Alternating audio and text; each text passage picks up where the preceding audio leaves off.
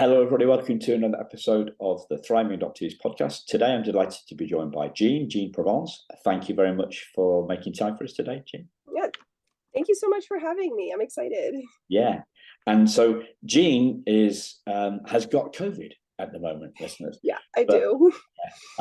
So is this the first time you've had it, or? No, I had it. My husband worked psychiatric emergencies room, so we kind of knew it was a matter of time for us. And I had it previously, but I don't get terribly sick, so I'm sick but not feeling sick.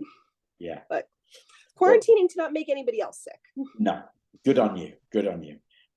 So Jean and I spoke last month, and we came up with Jean came up with a really stunning thought that is completely counterintuitive and counter the norm in our world of being adoptees, right? Rejection as a gift. So, how could you say that?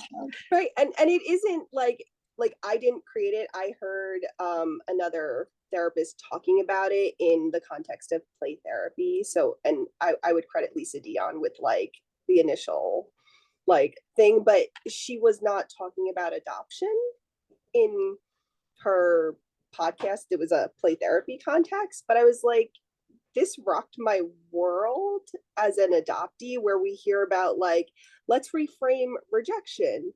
Let's get with this idea that if the person doesn't know you, they're not rejecting you, they're rejecting their own thoughts and ideas. And it's really about them. It's not about me, right? Which is a really difficult thing to kind of cognitively grasp. It's a little I would call it mental gymnastics to say this hurts, I feel these emotions, and then to try and counter it so I feel better. But my takeaway from that podcast was, well, what if this thing here, this rejection, aligns me to what I actually need to be paying attention to and look at for me, and it's just out in the world saying, hey, maybe you're paying attention too much to this other thing here. Look at where you need to be, and kind of introspectively think about me rather than be thinking about things outside of me. Okay. So it sounds really great stuff.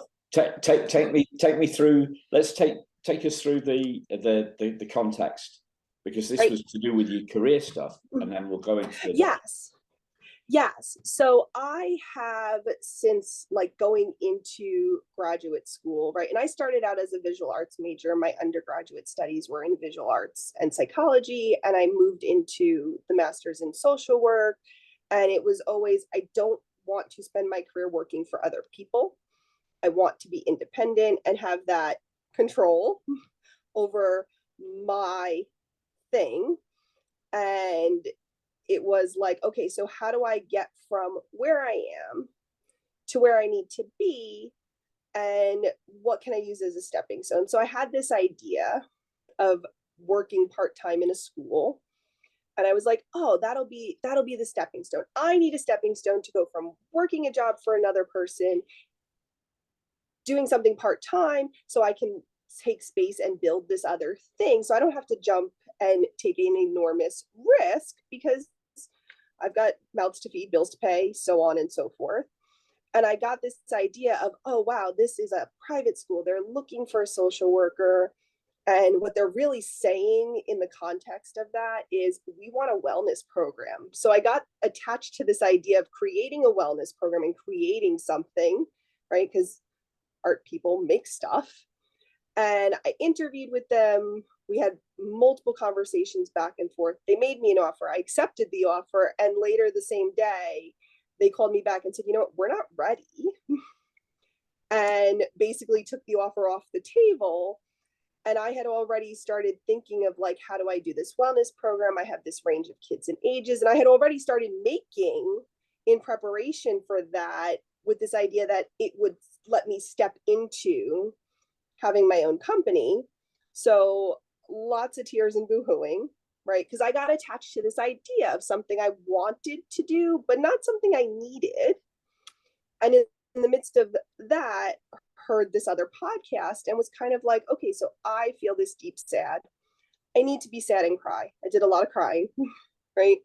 And coming out of it, it was kind of like, well, do I need a stepping stone at all? Like, do I need that? And could I just jump? Like, do I have enough where, like, yes, it's a risk, but it's not so big a risk that, like, I'm going to lose the shirt off my back.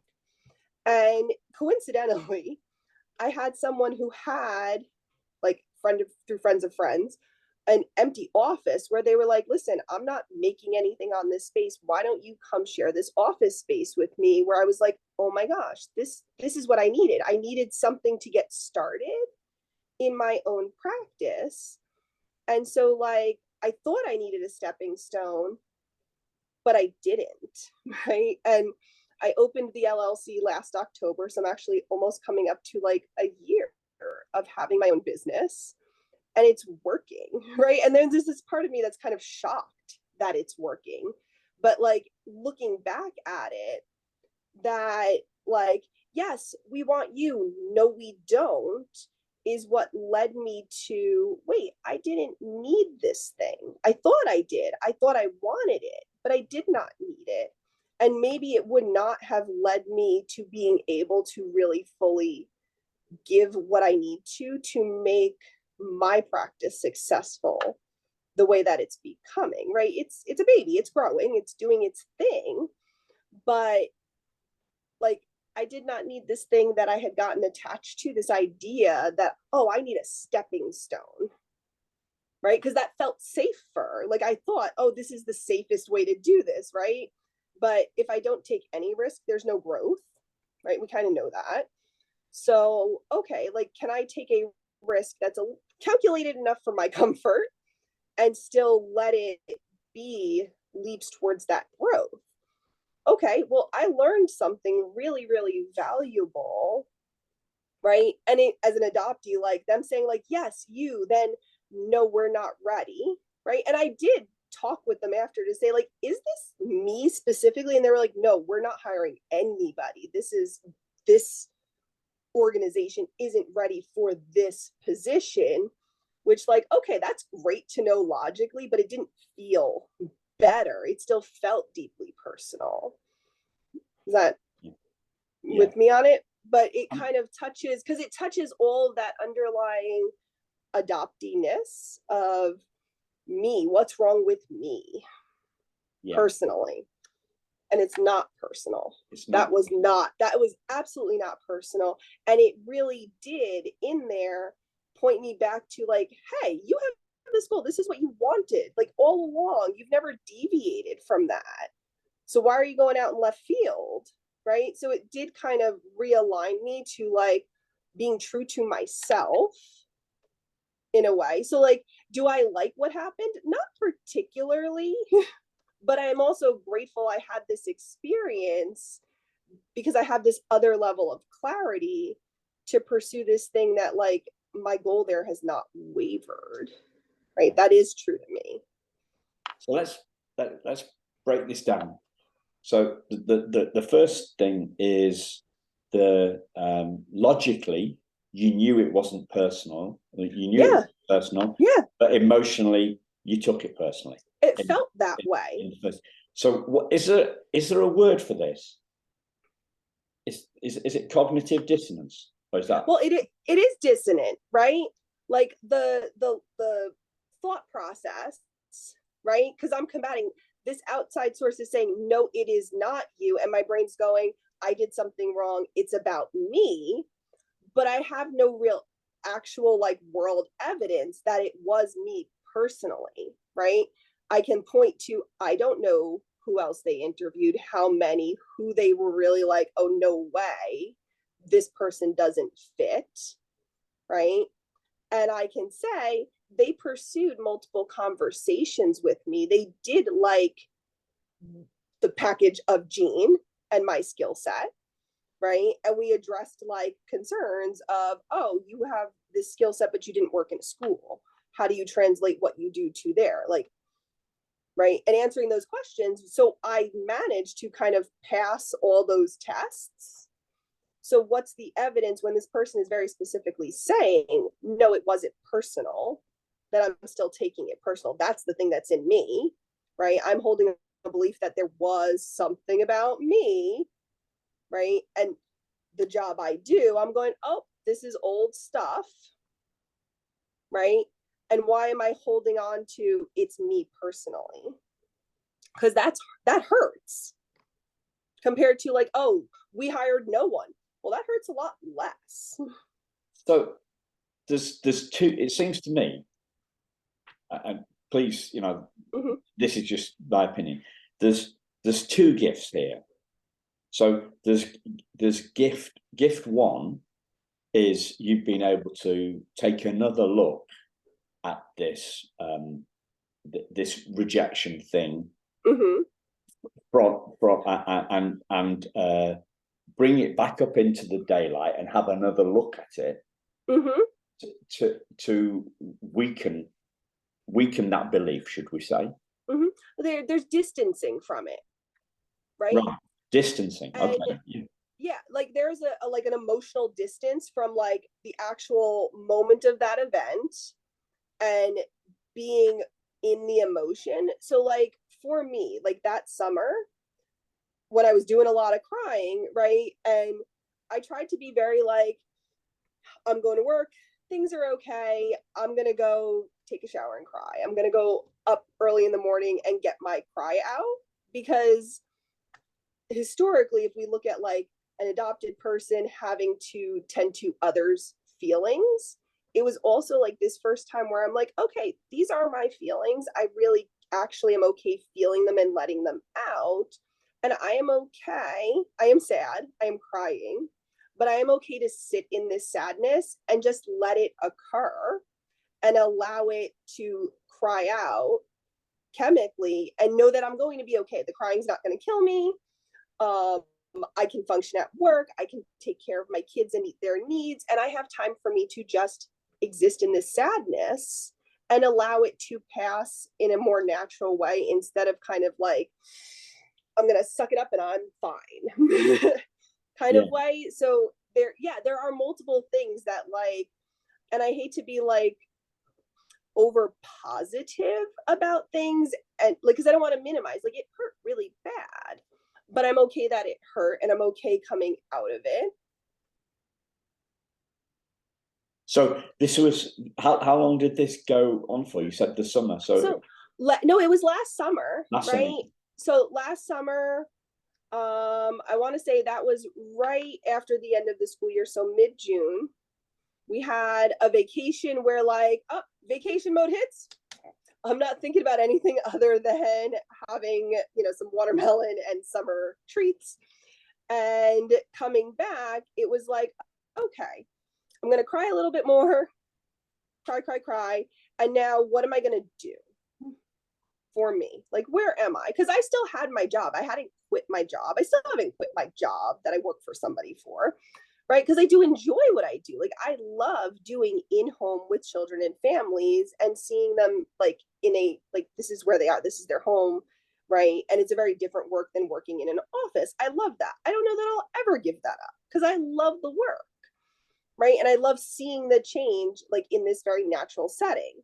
So it was like, okay, well, I haven't lost income. I'm still safe, right? I have a sense of safety. I can do this. And how do I build a practice, right? So I sat down and I'm, Googling and researching, talked to my accountant and had him set up the LLC that October. So in the span of a few months, right? Because that's when, and then I officially got the keys and moved into this office space in January of 2023, right? But it gave me that time from like October to January to be like, okay, what are the things I need? Because I haven't worked in an office since 2011. I haven't had space that I get to like put my stuff in and organize it in a way that works for me and have my own documents and papers and things. So it gave me that like relaxed time to like prepare to do this work.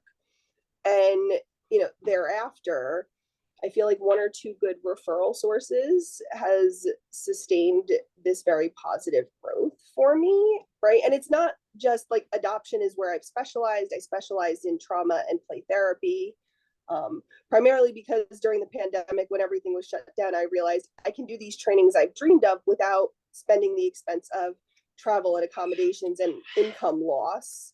So I jumped on that as like totally an opportunistic thing. But I want to say over the last like 6 months, and I didn't see a client until the end of January. So in the last like 5 months, I'm almost full where I could sustain myself on just the practice that's mine and not have the other job. So it's done what I needed it to do. And I don't have to like I didn't need the stepping stone. Yeah. I thought I did, but I did not. So it's a series of gifts then. I want to take you back to Yeah. I want to take you back to the statement you made. You said, the crying is not going to kill me. No, it doesn't. It feels bad because it's sad, right? And we can, I feel like historically I read some study that said like we can measure chemically what's in your tears, and tears of laughter and tears of joy are chemically different than pain and sorrow tears. And like it makes sense to me, right? We know exercise has a positive effect on turning over your like neurochemical composition, and it does quite literally fight depression because our emotion is in our physical body, right? We can sort of measure those things. So it made sense to me that like, okay, I'm feeling this pain, actually like give your space to let it out. So when was the moment, or how did you come to this realization that the crying is not going to kill me? Right, so I did all my own therapy work while I was in like the end of my college years and graduate school, when I kind of had those earlier aha, adoption's a thing. oh, these things are starting to like totally make more sense. Why am I anxious in the world? Why do things scare me? Why do I feel like I don't fit in?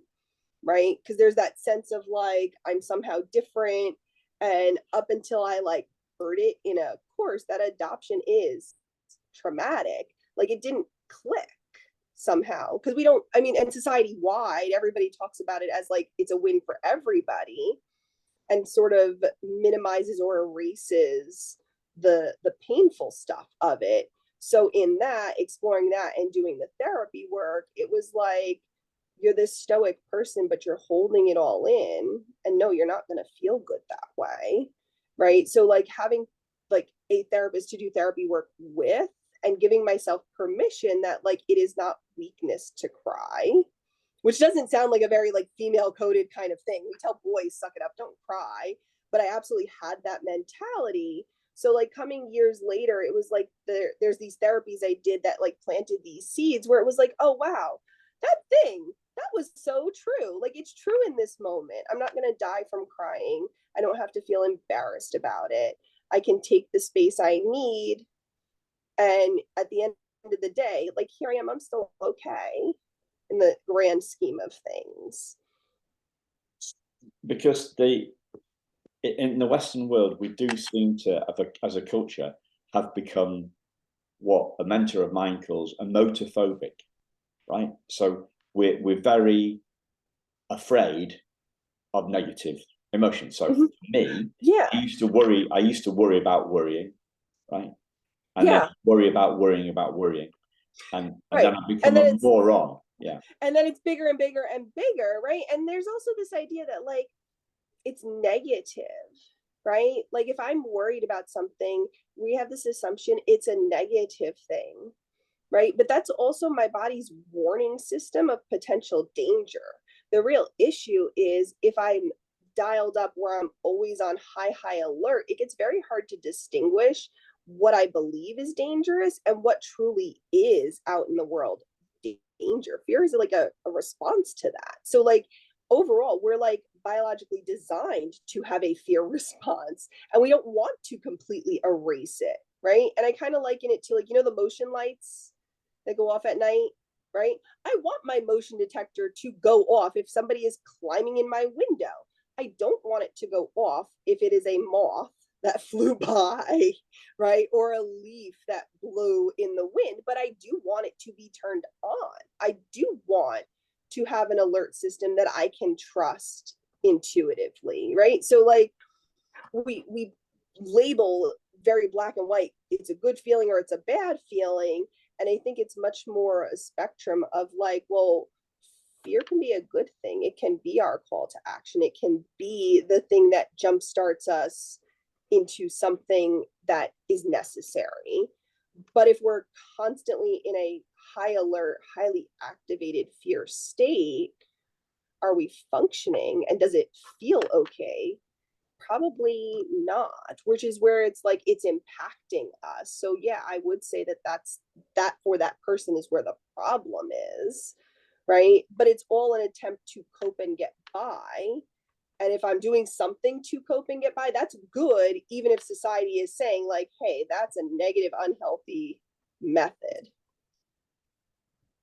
So there's also this idea that that the worrying or the negative so-called negative emotion is going to lead to a negative outcome. That's the bulking out of this fear thing. Well, does it though? Well, does it always? Well, no, but that's what got me. Do you know what I mean? Yeah, right. Yeah, that's what gets you. Like, I'm just thinking we had gone through one of those like traveling exhibit things. And while we were there, the fire alarm started going off and everybody just stopped and stood still. Like hundreds of people are just standing there, like looking around.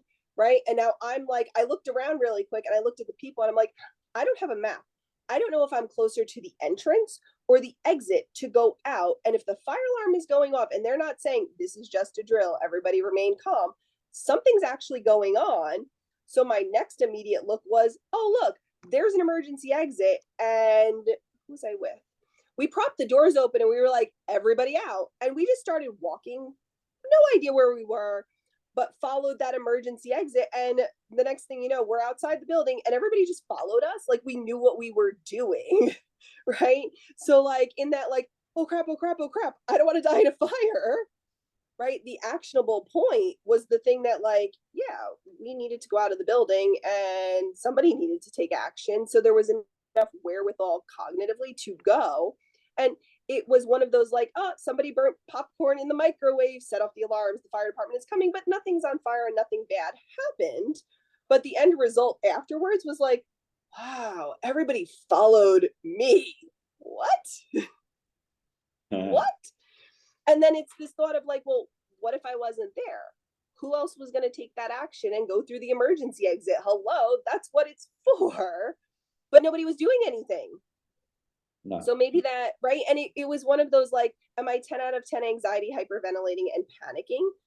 No, but it's, oh crap, oh crap, oh crap. It's up there anxious, but enough that I could say, hey, we need to take an action here. So like in a circumstance like that, that fear response, A, is healthy, and B, had a positive outcome.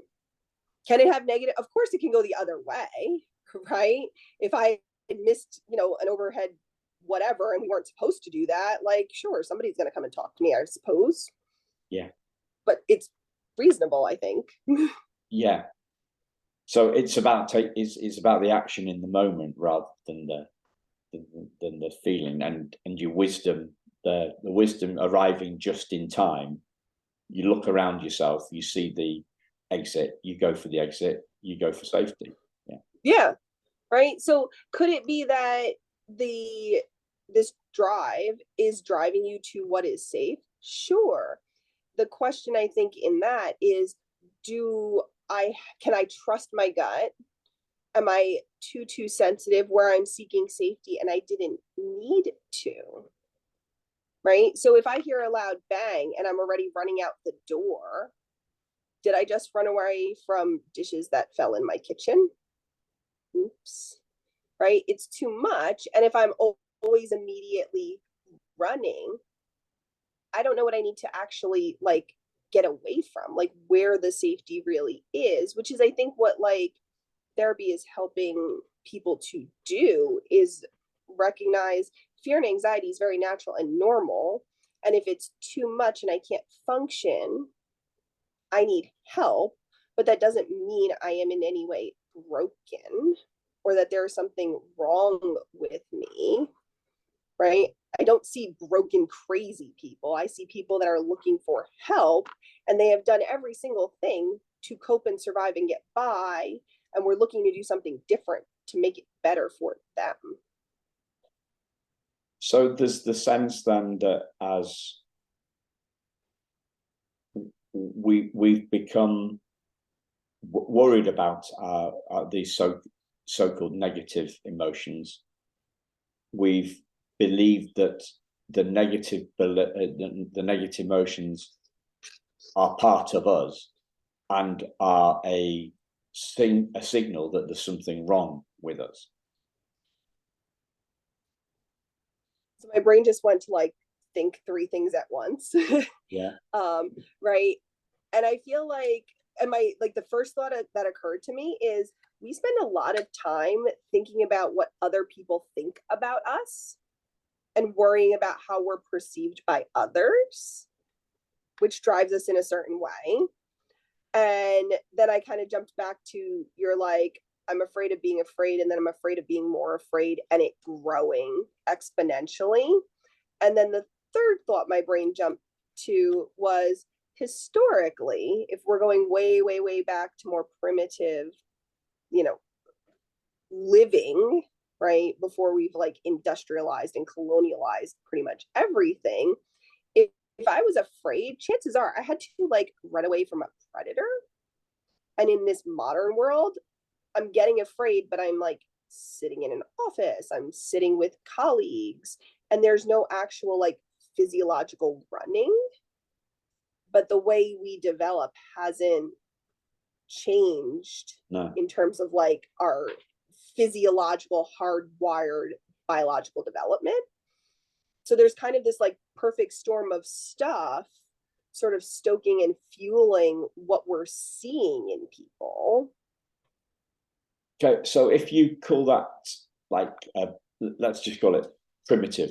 Did you use the word? Mm-hmm. Yeah, I feel like pre-industrial, like I don't even want to say like caveman things, but if we're talking about like indigenous living in like groups, right? And we start kind of Western talking, hunting and gathering, right?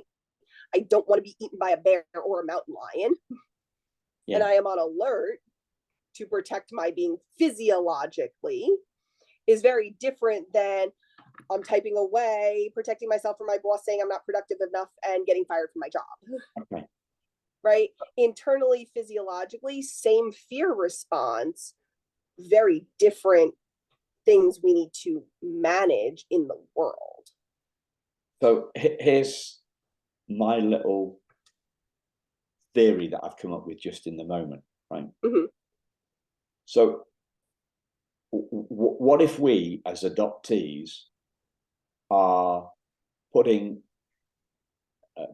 our assigning these emotions to adoption when they are actually human? Do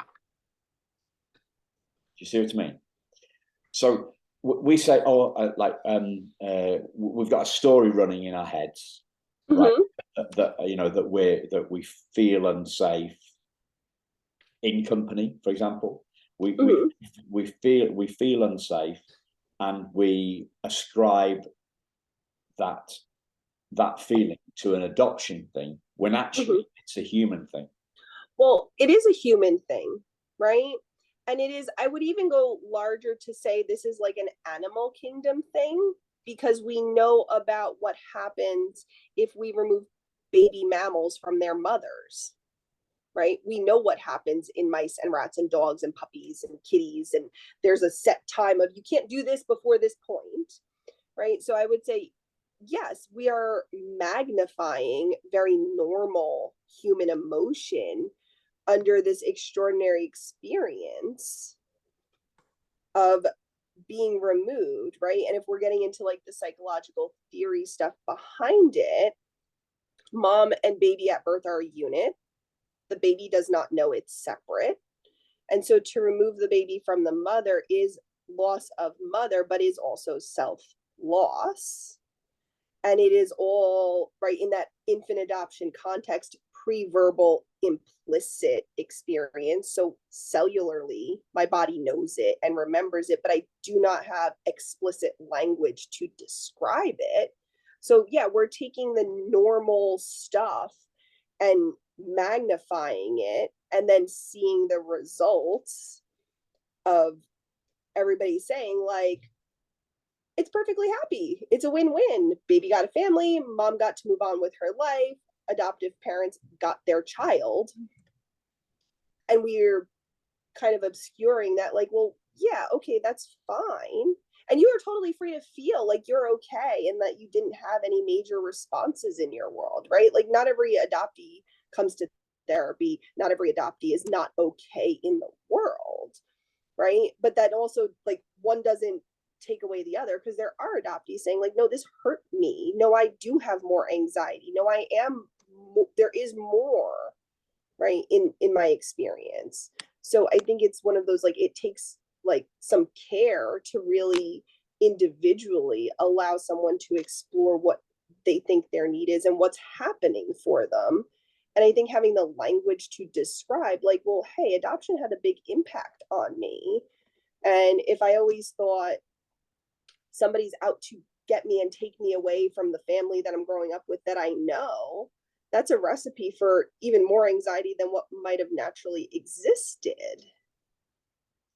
Right? So part of it is the narrative generating belief and where's the reality for an individual. Because at some point, what is pre-verbal,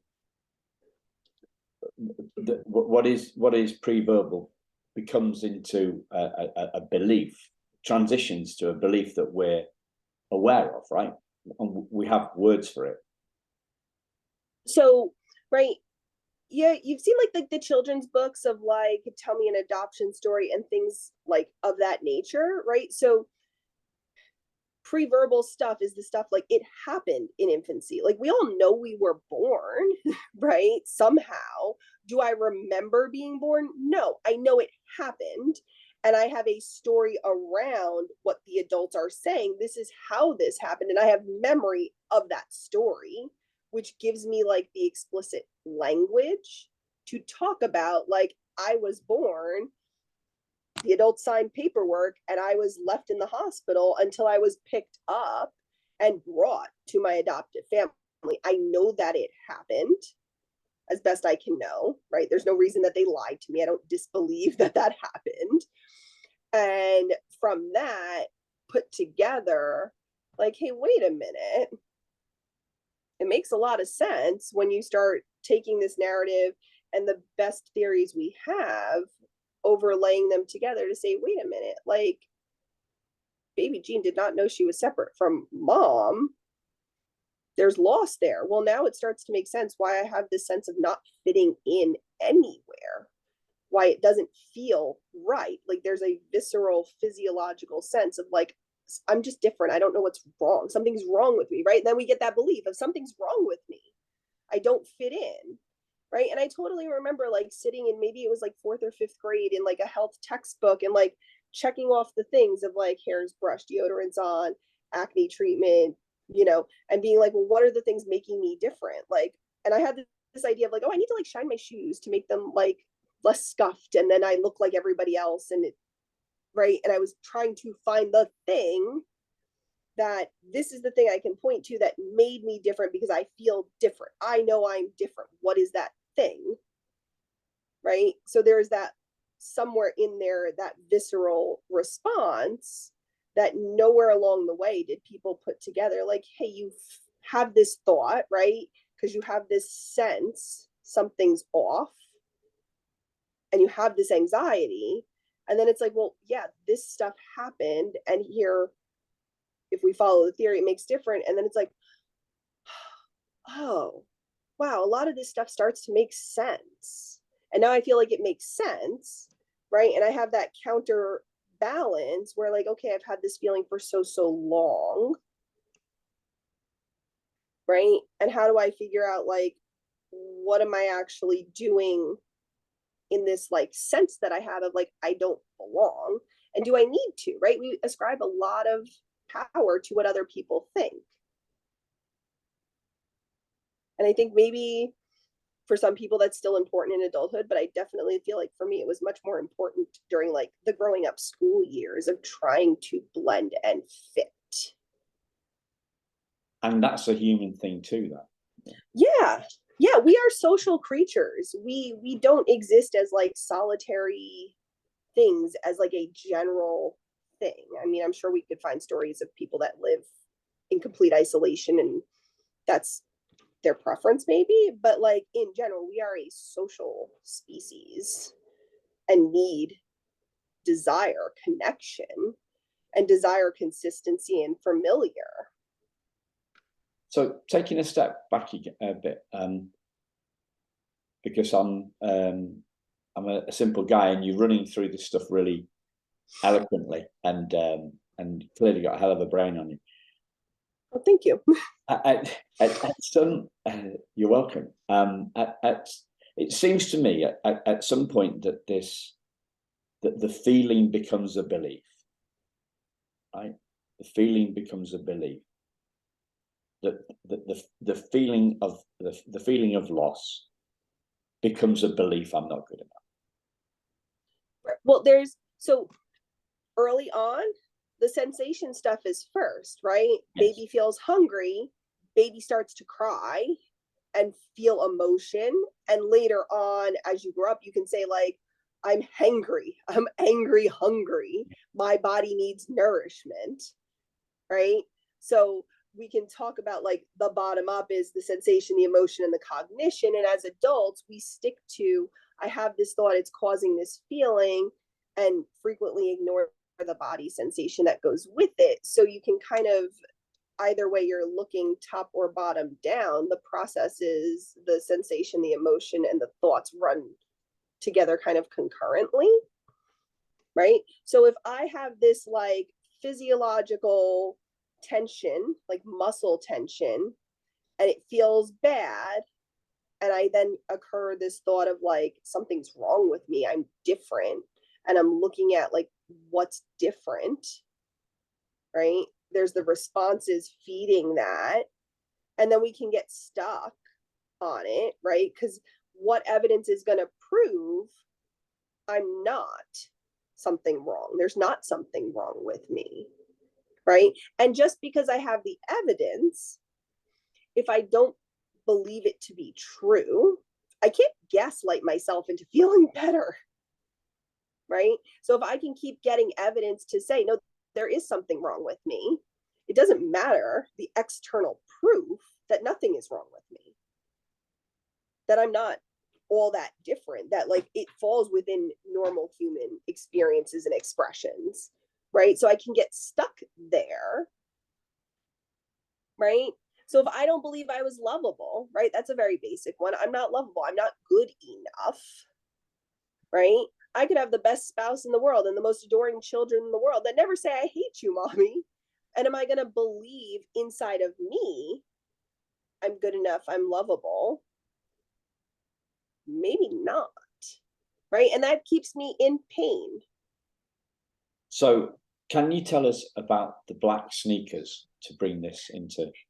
Yeah, because I talked with you about that story, right? And in sort of in the context of like growing up development, like I remember when the light up sneakers came out for kids, you know, you step in it like lights up on the heels and things like that. And I remember like convincing my mom, my adopted mom, that like these are cool, everybody has them, and she finally agreed to take me to the shoe store and get them. And right, you go and it's all aligned, adults and men's and women's and kids and boys and girls, and they didn't have a size in like a pair that's like white, I guess, like not dark colored. And I remember the guy in the shoe store being like, oh, well, you know, these were actually designed for boys, these shoes are for boys, so let me go in the boys section and look. And I remember like exchanging the looks, because black shoes are for boys. I can't wear those. I'm a girl. Like, I can't wear those. And like having that kind of, and I don't know if, you know, as a kid, your parents say things sarcastically or in jest and they're funny. And, you know, as a kid, I'm interpreting that to be the truth because that's what mom said.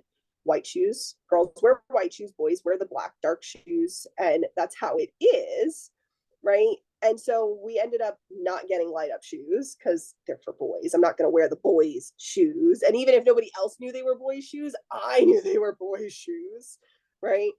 And I just remember like always having like white or light colored sneakers that, of course, as a kid playing outside are dirty and I'm in trouble because they're dirty, but like they're there to get dirty. I don't know. But this kind of like, this is my mom's belief, I think, right? I don't think she was kidding when she was like, girls wear light white sneakers and the dark ones are for boys.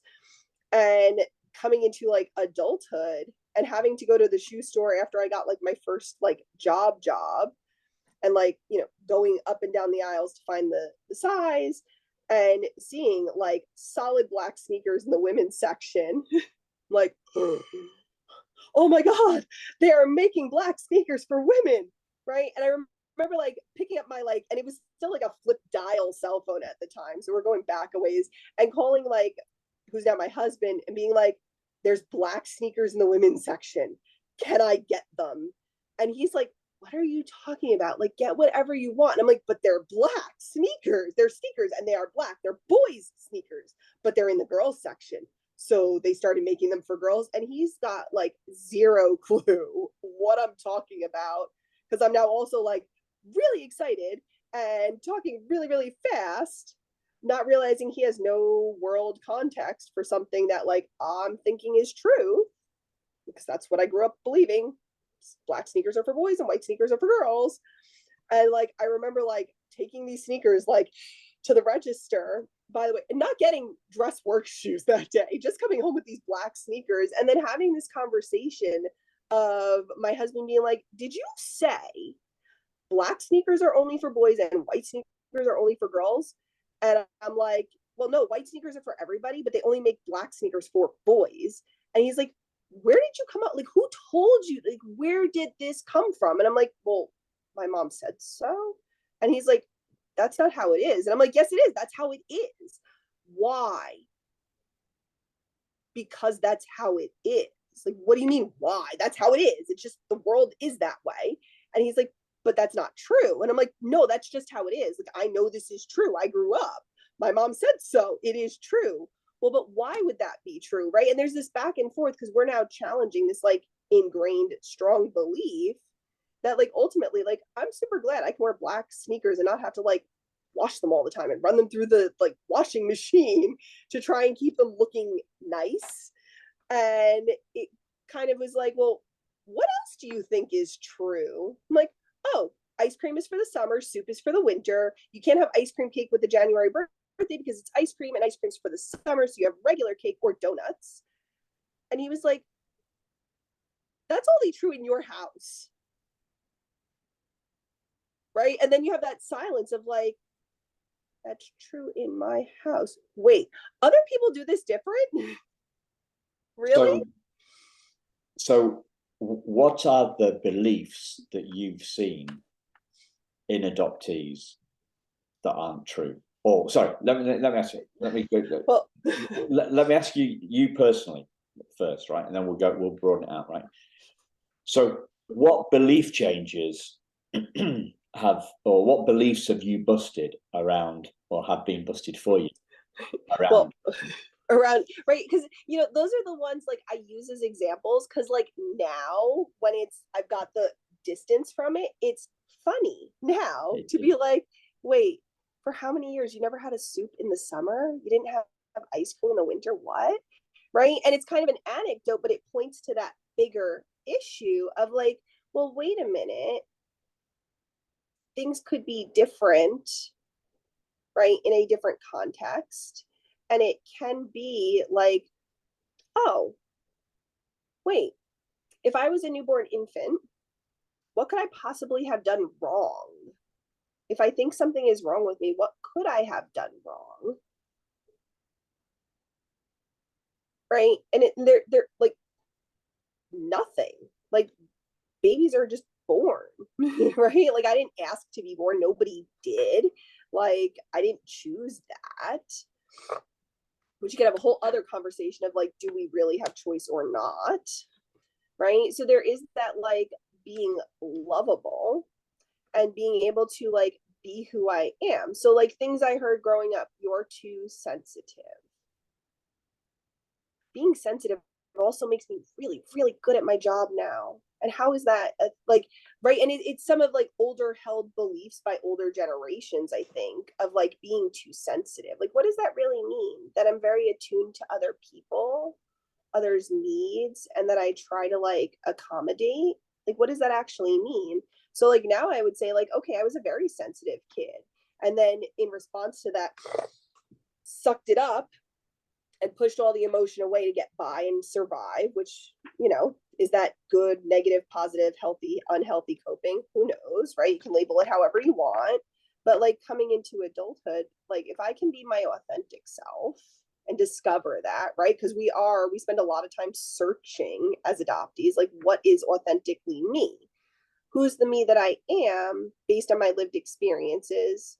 Is that different from who I'd be if the circumstances had not aligned the way they did at my birth? Right? Fault. It's my fault. Well, if there's nothing wrong with me and I couldn't have done anything wrong because I happened to have been born, it really logically can't be my fault, which doesn't mean I immediately have the aha and just feel 100% better and everything is fine. Right. But it's seed planting of like, well, how could it be my fault? It's not my fault. I didn't do it. Right. Because they run together where we kind of hold them to be true. Right. And when do we make change? When we have to. I'll stick to what I know because, well, whatever I go to might be more bad. I'll stick with what I know because at least I know what I've got. And when the perception is this is so bad, nothing else could possibly be worse, change is kind of easy. Maybe. And that doesn't mean good or bad. It's different. Right. So I have it really good. I love my current boss. She's amazing and fantastic and supportive. I want to be independent. What I've got is good. Why should I change? Right? There's risk in the change, right? So there's that holding back and push pull, right? Of like, and it pokes at like, am I good enough? Am I smart enough? Am I fill in the blank enough to do? Can I be successful? Am I a failure? Is it my fault? Right? Because and do any of those things that I'll hold on to feel okay? Do they feel good?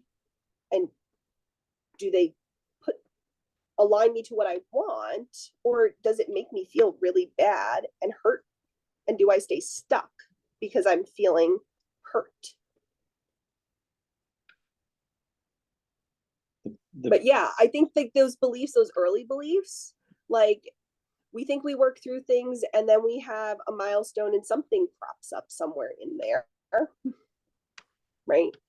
I don't know anybody that doesn't have some degree of like imposter syndrome or you know, something in their world where it like comes up and it's like, oh, I dealt with this.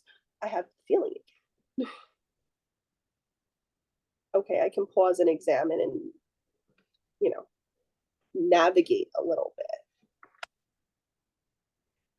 The biggest one for me in my story was the teddy bear is a effing consolation prize, and then reading the letter from my birth mum that she wrote to the social worker. Mm-hmm. When it's clear that the teddy bear is a symbol of a love, not a consolation prize, and the tears run down my face and they wash away the 40 seconds of anger to my fear for it. Mm-hmm. So that's on one level. Yeah. And then on another level that's perhaps not quite as profound, it was the realization from the adoption file that the adoption was planned before I was born. So I wasn't delivered. I wasn't collected by the, they cut the umbilical cord. The midwife held me up to my birth mother, and she said, "No, I don't want that one," because it was already